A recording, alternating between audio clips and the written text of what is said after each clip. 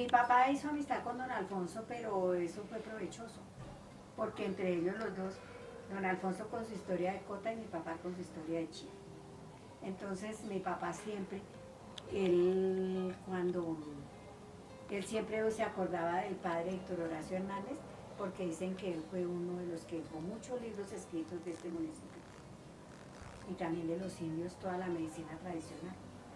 Pero resulta que esos libros de esa, también se los llevaron de aquí de Chía, y decían que estaban en una biblioteca de San Gil.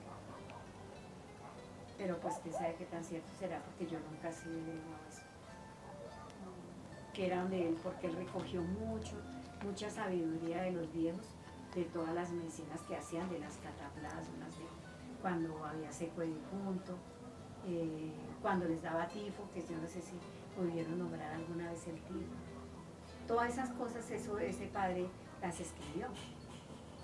Y mi papá siguió ese proceso allá y nosotros ya seguimos con Carlos Mamanché en el proceso de nosotros. Entonces ya seguimos con Carlos, ya no sé, pues nos poníamos citas y todo para ir al ministerio, para ir a la Defensoría del Pueblo cuando nos tocaba.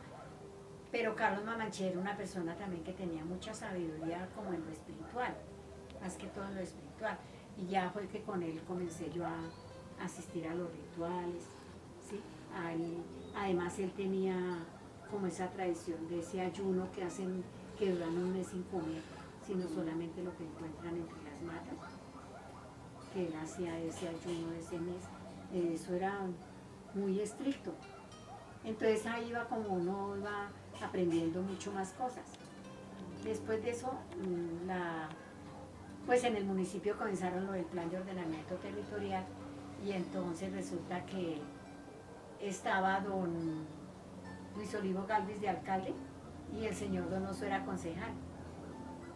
Entonces ya ellos decían que no, que ese territorio nosotros no teníamos como decir que era nuestro.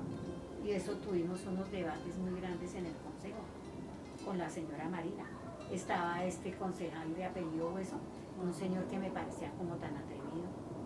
Y entonces una vez, bueno, nos reuníamos varias veces, pero siempre ellos nos sacaban a la cara que nosotros no éramos dueños porque no teníamos un papel que dijeran que éramos dueños. Entonces fue cuando ya la gobernación nos colaboró con un abogado que era el doctor Martínez. Y en ese trayecto, vaya y venga con Carlos Mamanchito, resultó una señora que se llama la princesa Chía, que también vivía en Sesquilé. Si se acuerda que era una señora gorda. Entonces, bueno. Que era la última princesa, ¿no? Sí, entonces, bueno, nos venimos después a empezar a hacer los bollos, pero Carlos iba más adelantado porque Carlos ya para esa época ya había parado su chunzua. Entonces, bueno, ya él allá hacía sus rituales y todo, pero nosotros aquí hasta ahora comenzamos. Entonces la gobernación le ayudó con un abogado a la señora Marina para que nos colaborara con todo lo que nos pedían en el ministerio y todo. Y el doctor Martínez andaba con nosotros, pues, sí, todo papel, todo lo que necesitábamos, él nos colaboraba, ayudándonos a guiar. Entonces me acuerdo tanto que en esa época del consejo estaba el señor Gaona, el señor Donoso, el señor Hueso, bueno, y otros concejales. Y en una reunión, entonces dijeron que no éramos dueños, que teníamos que tener papeles, que si nosotros mostrábamos y si no, que el municipio lindamente podía coger eso. Y la señora Marina siempre insistiendo y siempre se le decía a toda la gente de la comunidad que tocaba que nos dieran apoyo porque, ¿sí? Si no nos quitaban la tierra. Pero la gente como siempre, como que hay unas personas que como que no creen y como que poquito ayudaban. Pero bueno, nosotras seguíamos en ese trasegar y ya salió la señora Marina de la gobernación y ya quedó don Pedro de gobernador. Entonces ya con don Pedrito se siguió el mismo proceso. Entonces ya comenzamos y con el doctor Martínez, me acuerdo que se hizo un proyecto en la gobernación para poder hacer el chunzua. Fue cuando se inició el chunzua. El proyecto lo hicimos con la señora Marina. Y el plan de vida. Y el diagnóstico del plan de vida, no, ese fue mucho después.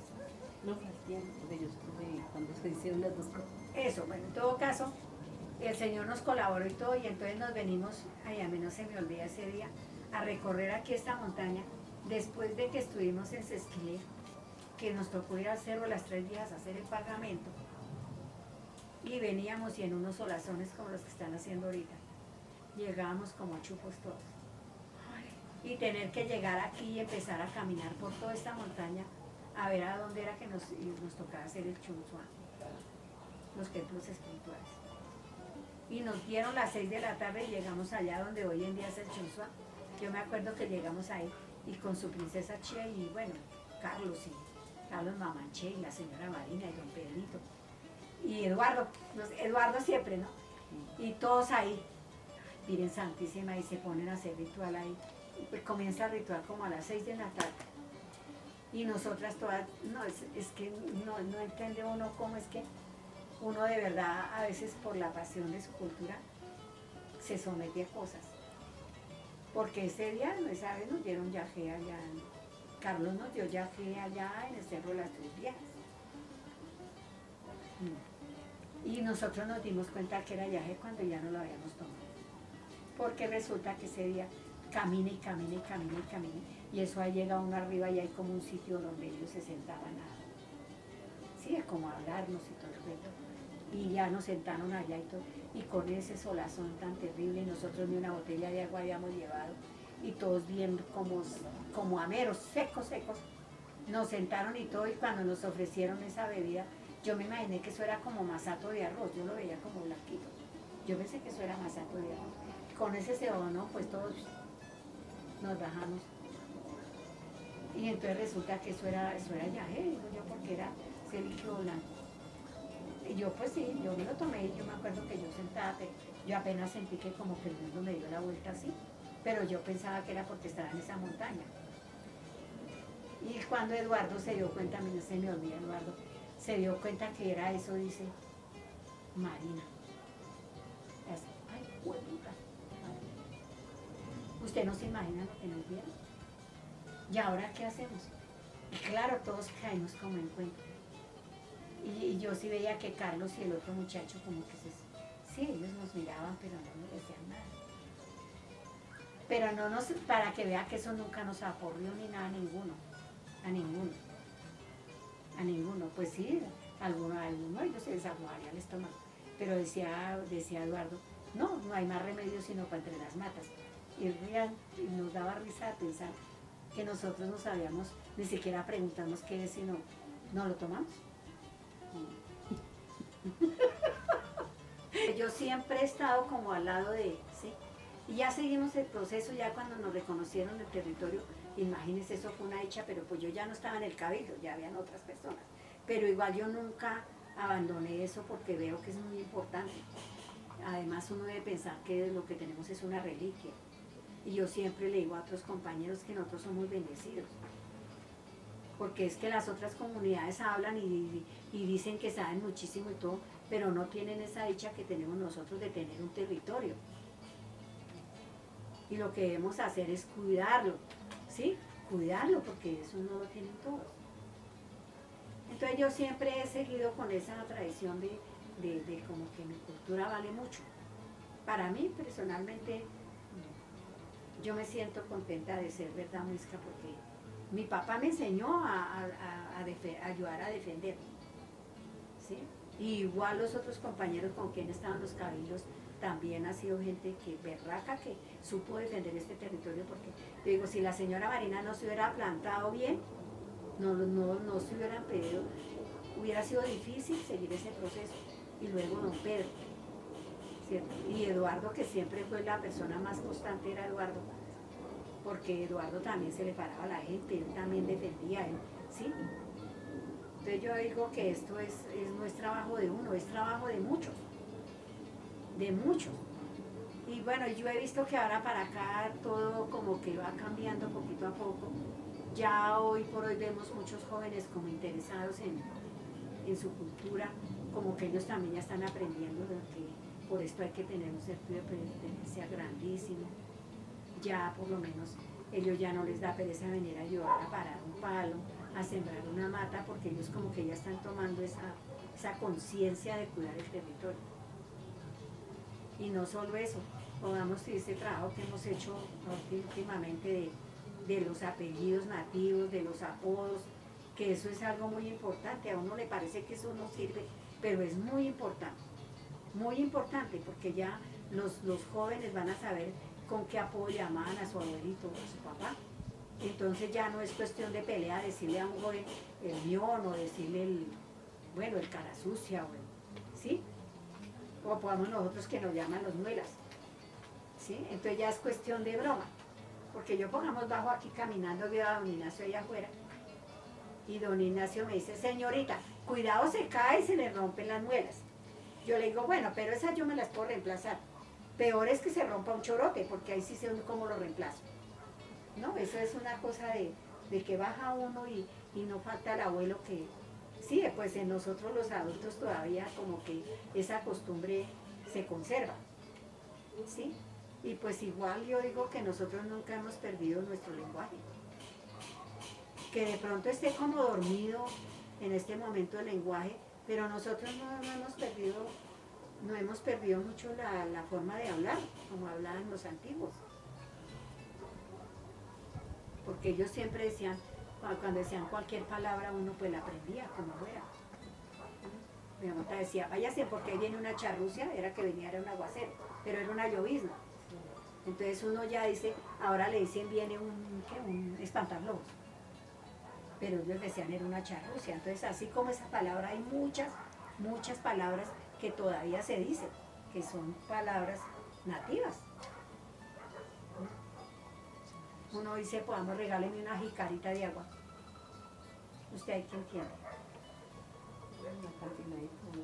Sí, pues jicarita yo digo que es el pocillo, o el vaso, o lo que le sirvan, es la jícara.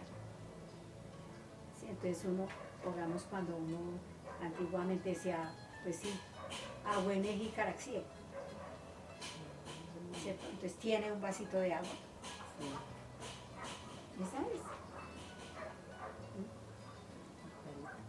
Entonces uno no ha perdido, sí, entonces yo pienso que eso es lo que toca como seguirle tontoneando a los jóvenes, como que uno ya se acostumbre a seguir hablando ese lenguaje para que ellos también se queden con ese mismo lenguaje. Eso no es que decir que pues sí, que vengan a enseñarnos, claro, uno está en la disponibilidad de aprender todo lo que le enseñan, pero lo de aquí está ahí, aquí está. Que los cubios, aquí muchos siembran cubios, que esa era la comida. Que las papas, también muchos siembran papas. Bueno, el maíz porque ahora ya no se da, no sé qué enfermedad le está dando, pero ya no se da el maíz. Pero sí hay gente que siembra su maíz. Pero ya tienen que fumigarlo mucho para que se dé. Entonces es como, sí, es como también que no es cuestión de nosotros no mantener la montaña como quisiéramos, porque por nosotros tendríamos como un altar, como decían cuando llegaron los indios, el Valle de los Alcázares, ¿no? Porque era muy florido, era muy verde, era muy lindo. Pero ahorita en este momento no es porque nosotros no queramos hacerlo, sino que estamos muy cerquita al occidente, al municipio, y pues la gente que viene, siempre ellos no vienen con esa misma conciencia. Entonces ya ellos traen otra cultura, ellos ya quieren es que uno cambie. Los jóvenes, pues aquí como no hay trabajo, tienen que irse a trabajar afuera, entonces ellos también ya le aprenden otras cosas, pero aún sin embargo ellos no olvidan lo de acá. Por lo menos es lo que yo he percibido en los jóvenes, ¿cierto? Y otra cosa es que yo siempre lo digo, lo voy diciendo, a los secretarios del municipio les falta mucho conocimiento, sobre todo en medio ambiente. Porque es que, mire, nosotros por lo menos aquí sabemos las matas medicinales, que todo lo que tiene la montaña tiene un valor enorme, porque cada matica que usted vea tiene algo para curarnos, algo. Así sean los huesos, la carne, la herida, el grano, ¿cierto? El dolor de estómago, el dolor de cintura. Pero cada plantica que hay aquí tiene sus dones de curar. Pero entonces, ¿qué pasa con eso? Pongamos aquí en la plaza de mercado, usted ve, y todas las planticas que han habido aquí las venden allá, y no es gente de aquí. Entonces, ¿qué hacen? Vienen y se llevan la vegetación y la venden en la plaza. Entonces, ¿y quién controla eso? No hay quien. El medio ambiente no ha sido no ha sido suficientemente capaz de ayudar a cuidar el medio ambiente, batiendo a esas personas que venden toda esa plantación nativa en la plaza. Porque es que a esa gente no le cuesta sino venir y llevársela. En cambio a nosotros sí nos cuesta cuidarlas, ¿sí? Tenerlas y cuidarlas. Porque aquí cuando hace verano, pues es terrible. Entonces uno dice, ahorita por lo menos he estado en la campaña y seguiré haciendo campaña para ver cómo se hacen proyectos o algo para poder sacar esa hoja tigre o Susanita, porque está acabando con toda la vegetación nativa esa mata. Y es una parásita maligna, porque ella acaba con todo árbol nativo que se le prende, acaba con las matas. Y estamos inundados en este municipio de esa mata. No solo aquí, porque si me se mira en el pueblo y en todo lado, esa mata es por todo lado que abunda terriblemente. Y pues ya, allá a lo largo de la vida, pues ya, con la edad que tengo, pues ahí hago lo que puedo, ¿no? Pero siempre, pues siempre como al pie del cañón, sí. Y hoy en día, pues yo siempre a mis hijos también les digo, y a mis nietos yo les digo, esto es para cuidarlo, esto es una reliquia. Y pues de hecho mi hijo ya va con el segundo periodo de segundo gobernador.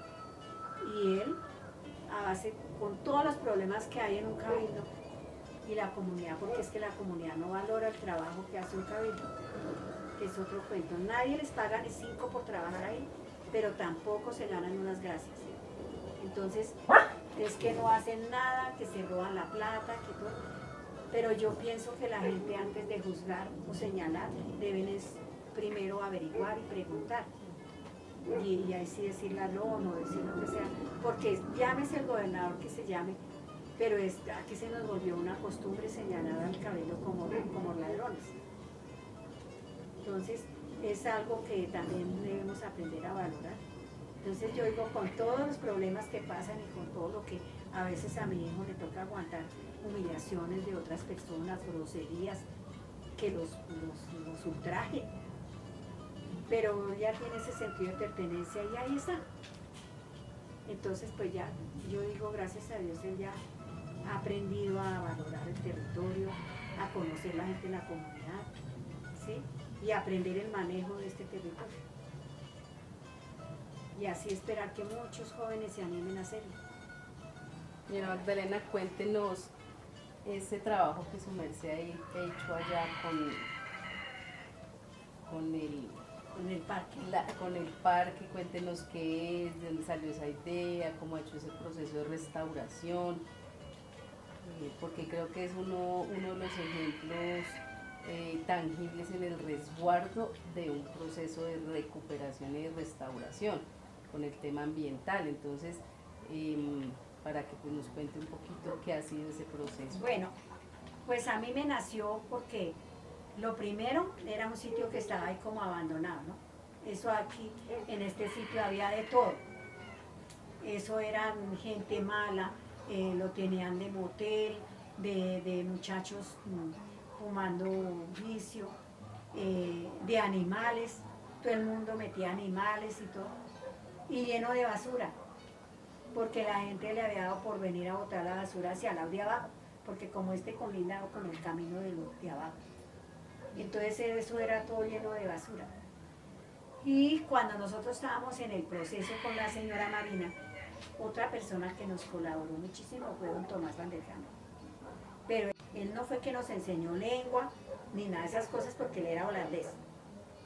Pero como era nuestro vecino, un señor que trabajaba sin ánimo de lucro, entonces nos tocaba hacer un inventario de bosque nativo.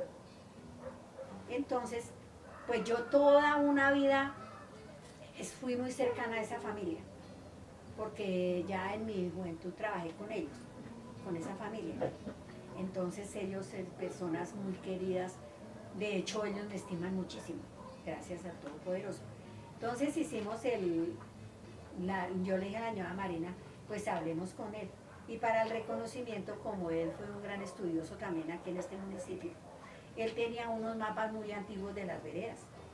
Entonces a nosotros también nos tocó pedirle el favor que nos diera acceso a esos mapas para poder saber en el levantamiento topográfico hasta dónde era el territorio, ¿cierto? Hasta dónde podíamos, porque pues el territorio sabíamos muy bien que era casi de montaña a montaña, pero pues como ya eso se comercializó y comenzó la gente a quitar y a vender y de todo, pero nosotros sí necesitábamos saber para hacer el levantamiento topográfico hasta dónde podían quedar los linderos del resguardo. Ese trabajo lo hicimos con la señora Marina, don Pedro, Eduardo, Hernando Villalobos, Eli Martínez y yo. Entonces, también nos tocó hacer muchos recorridos por las montañas para poder alinderar, sobre todo allá por encima y luego por abajo. No, eso fueron miles de problemas, porque ya la gente de abajo se estaba corriendo para acá para encima.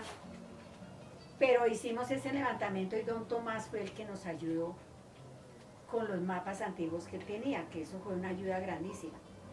Entonces él se volvió como ese amigo, y que él fue una persona que trabajó mucho también en la Sierra Nevada, estudiando musgos, estudiando bosque y todo.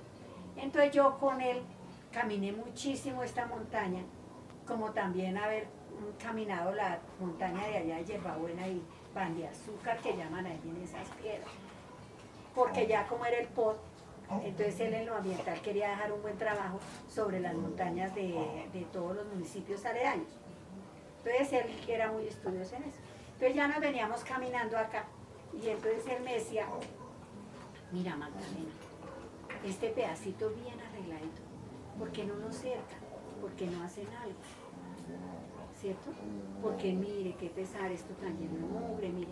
Y eso era un peladero, era un peladero. Entonces yo me puse a pensar, de verdad, eso un poco. Y otro poco es que duramos una época que allí en aquel rincón, un día nos amaneció un muerto entre una bolsa, allá en ese rincón, ¿cierto? Y después de mucho tiempo, fue cuando se extravió un niño, que se perdió el niño del ahijado de Elvira. Ese niño tenía como 3 añitos y se desapareció allá del broche de Elvira. Y eso fue terrible. Duramos con Elvira como 8 días andando entre la montaña por la noche, a ver si lo oíamos llorar o algo, y nunca apareció ese niño, nunca. Hubieron miles de versiones, dijeron que se lo había llevado el papá, que lo tenían secuestrado, que lo había... Miles de cosas decían, pero lo único cierto es que esta es la hora que no se sabe nada de él. Entonces todo eso a mí me puso a pensar, y nosotros los dueños de este pedazo, y ni dejamos que todo nos pase. Entonces yo empecé a hablar con uno, con el otro aquí para arriba, oiga, no, tenemos que hacer algo, ¿cómo así? No podemos seguir dejando que nos pasen por encima. Eso uno. Y lo otro era que comenzaron a hacer las urbanizaciones y todos los urbanizadores vendieron las casas con la montaña. Entonces se subía toda esa gente con una manada de perros y una vez un tipo llevaba un poco de bananas sin cabeza en una maleta. Entonces yo siempre veía al tipo por allá arriba y un día, de casualidad, subió la policía. Entonces yo le dije, oiga, ¿por qué usted no me hace un favor y disculpan qué es lo que ese señor lleva entre esa maleta? Porque yo no lo suelto.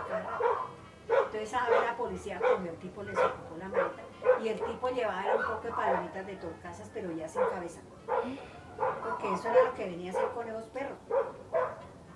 Entonces yo dije, no, pero ¿cómo así? Y yo por ahí fue que me nació la idea de empezar a limpiar este pedazo y a sembrar maticas. Esto ya llevo como unos 6 años, 7 años bregando a que se vuelvan a ver. Y ustedes pueden ver hoy cómo está ya de bonito.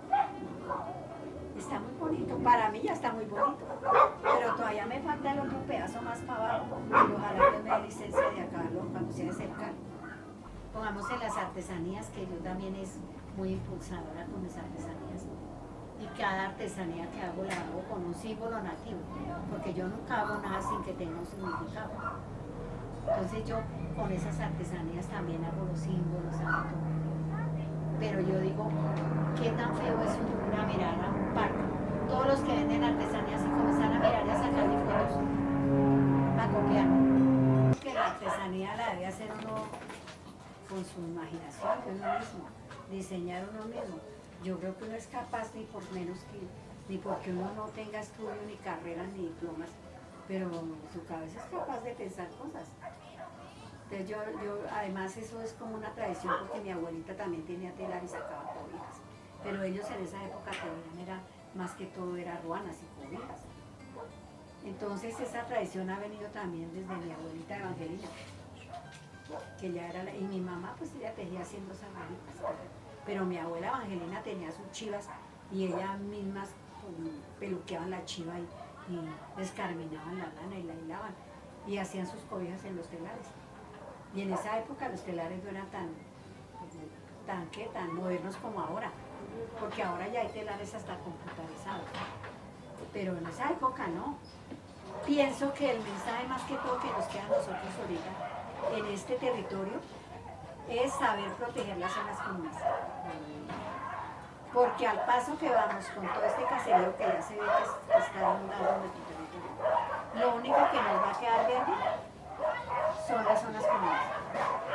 Yo pienso que en las normas, mandos y leyes debe de quedar una norma donde haya castigo para las personas que invaden las zonas comunes.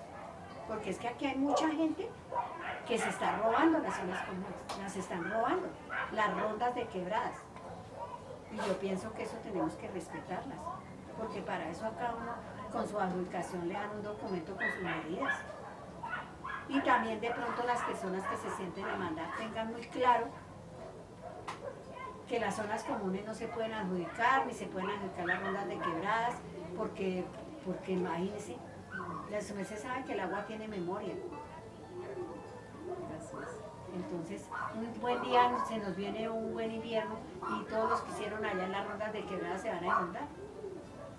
Pero igual manera, yo pienso que lo único que dentro de unos años nos quedará verde serán las zonas comunes, que esto también es lo que yo he llevado en mi pensamiento haciendo este parque.